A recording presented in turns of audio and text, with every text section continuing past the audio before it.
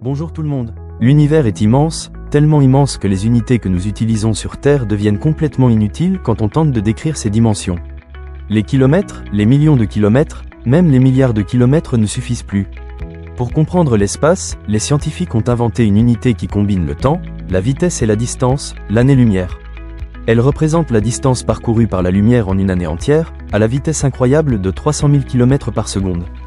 À travers cette vidéo, nous allons explorer ce que signifie réellement cette unité, pourquoi elle est indispensable pour comprendre le cosmos, et comment elle nous permet de regarder non seulement dans l'espace, mais aussi dans le passé de l'univers. Installe-toi confortablement. Nous partons pour un voyage fascinant au cœur des distances interstellaires. La lumière n'est pas simplement ce qui éclaire nos maisons ou nos rues. C'est un phénomène fondamental, une onde électromagnétique qui se déplace dans le vide à une vitesse constante. Cette vitesse, la plus grande de l'univers, est de 299 792 km par seconde. Rien ne peut aller plus vite. Aucun objet, aucune machine, aucune particule ayant une masse ne peut atteindre cette vitesse. Les photons, qui composent la lumière, sont les seuls voyageurs capables de se déplacer à cette vitesse extrême. La lumière transporte des images, des couleurs, de la chaleur, et surtout, de l'information. C'est grâce à elle que nous voyons les étoiles telles qu'elles étaient il y a des milliers ou millions d'années. Elle est notre unique lien direct avec le cosmos. Pour comprendre l'année-lumière, il faut multiplier cette vitesse énorme pendant un an entier. Une année complète fait environ 31 557 600 secondes.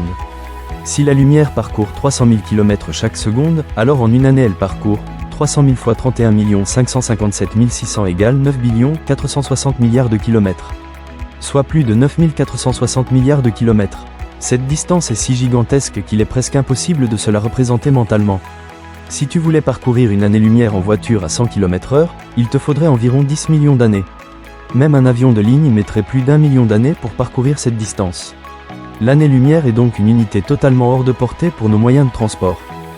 Lorsque les astronomes parlent de galaxies, d'étoiles ou de nébuleuses, ils mentionnent presque toujours des distances en années-lumière. Si on devait utiliser des kilomètres, on aurait des nombres à 20 chiffres impossibles à imaginer. L'année-lumière simplifie la compréhension du cosmos en transformant une valeur incompréhensible en une notion plus intuitive, la durée du voyage de la lumière. Dire qu'une étoile est à 500 années-lumière est clair, la lumière que nous recevons aujourd'hui est partie il y a 500 ans. Cela permet aux scientifiques de lire l'histoire du cosmos comme un livre, page après page. La lumière met du temps à voyager. C'est pourquoi, lorsque nous regardons le ciel nocturne, nous ne voyons pas le présent, nous voyons le passé. La Lune que tu observes a 1,3 secondes de retard. Le Soleil, 8 minutes. Une étoile proche comme Proxima du Centaure, 4,2 années.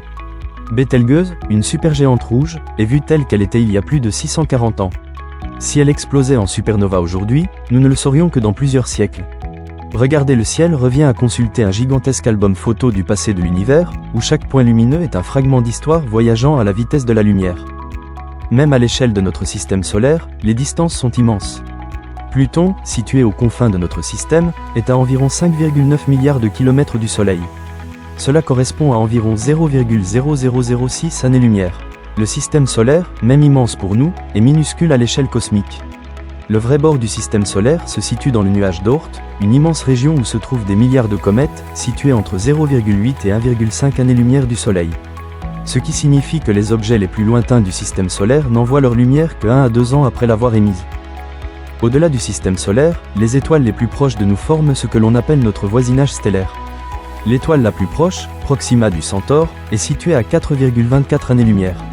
Cela signifie que la lumière que nous recevons aujourd'hui est partie en 2021. Sirius, l'une des étoiles les plus brillantes du ciel, est à 8,6 années-lumière. Vega est à 25 années-lumière. Et déjà, ces distances sont énormes. Avec la technologie humaine actuelle, il faudrait environ 70 000 ans à une sonde pour atteindre Proxima du Centaure. C'est dire à quel point les distances entre les étoiles sont gigantesques.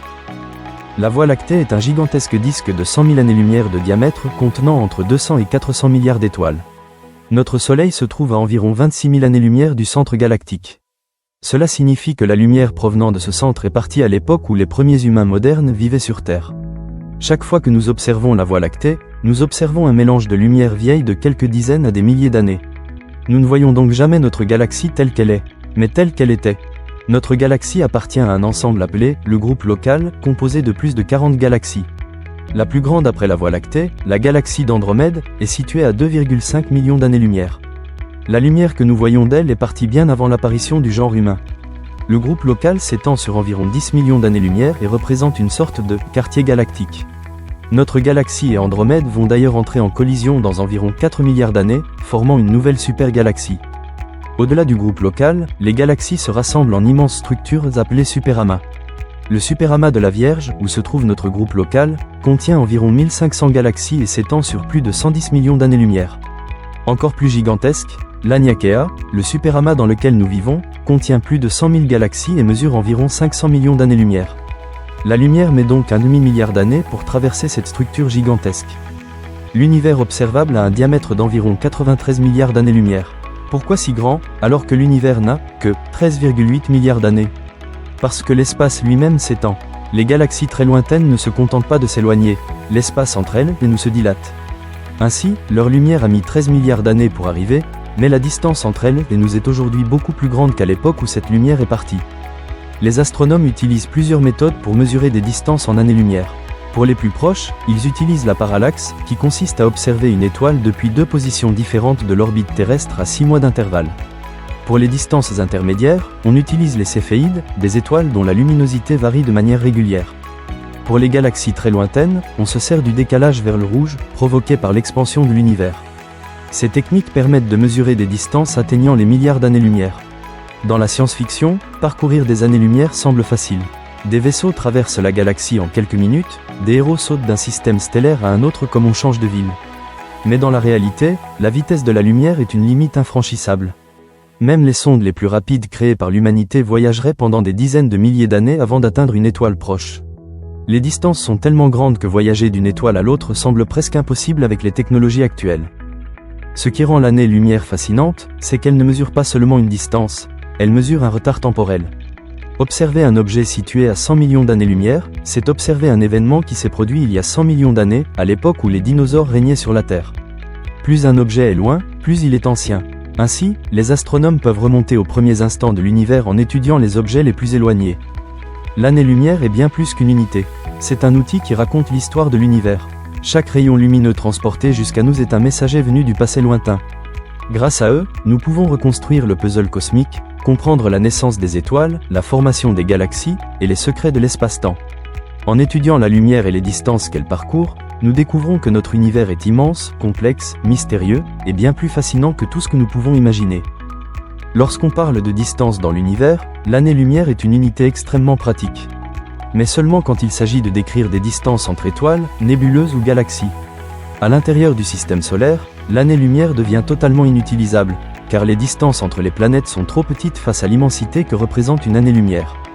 Par exemple, la Terre se trouve en moyenne à 150 millions de kilomètres du Soleil, ce qui peut sembler énorme, mais ce n'est qu'environ 0,000015 années-lumière. Même Neptune, la planète la plus éloignée du Soleil, ne se situe qu'à environ 0,00045 années-lumière. Cela signifie que si tu essayais de décrire les distances du système solaire en années-lumière, tu aurais uniquement des nombres ridiculement petits et imprécis, rendant l'unité inutile dans ce contexte. L'année-lumière est donc une unité réservée aux distances gigantesques de l'espace profond, où même les kilomètres deviennent trop grands à manipuler. Quand on parle d'objets proches du Soleil, on utilise plutôt le kilomètre, le million de kilomètres, l'unité astronomique, UA, qui représente la distance Terre-Soleil. Cette unité, l'UA, est beaucoup plus pratique pour décrire la configuration du système solaire. Ce n'est que quand on s'aventure vers les étoiles proches comme Proxima du Centaure, située à 4,2 années-lumière, que cette unité redevient logique et indispensable. Ainsi, l'année-lumière n'est pas seulement une mesure de distance. C'est une façon de comprendre dans quels environnements spatiaux nous nous trouvons. Elle nous rappelle que même si notre système solaire paraît immense, il reste minuscule à l'échelle galactique. Voilà, on arrive à la fin de cette vidéo. Si tu as appris quelque chose aujourd'hui, n'hésite surtout pas à t'abonner, à liker la vidéo, et à activer la cloche pour ne rien rater. Ton soutien, c'est un peu comme une année-lumière, un petit geste qui parcourt une très longue distance. Alors vraiment, merci à toi, on se retrouve très bientôt pour une nouvelle vidéo. À la prochaine!